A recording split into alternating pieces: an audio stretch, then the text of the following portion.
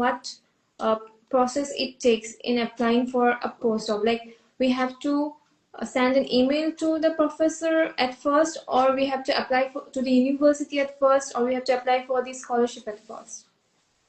So what is the chronology?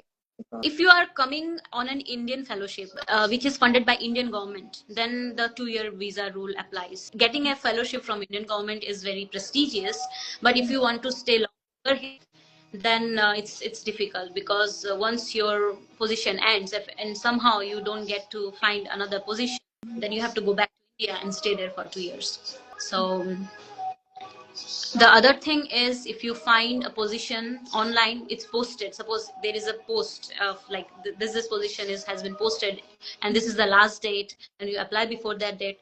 I think going through that process is the best, because all my like previous postdocs that I got was through that process only.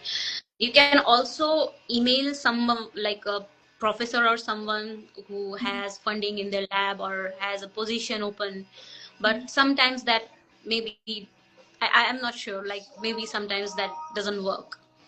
But if there is a position posting already, then that gives you more chances of getting the position. So it's always better to see what type of positions are like posted. And if you're interested in that position, even if you don't have like direct skills, but somewhere it is related to your work, you can somehow like change your CV and say, okay, my research, I have done this type of research, but my interest is in this. I want to really work, and how I can, what I can do to support your research.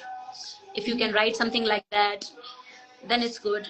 So the best thing I would suggest is checking the position, that this position is there, and if somewhere it is mentioned that this position is under this professor, apply to that position, and then personally reach out to that professor that I have applied to this position and I'm really willing, and tell them like what type of research you are doing, and tell something about them, so that I think it gives them an idea that okay, when they go back to the portal and then they see your name, then it sometimes clicks in their mind, okay, that person is really interested, and they also personally send an email.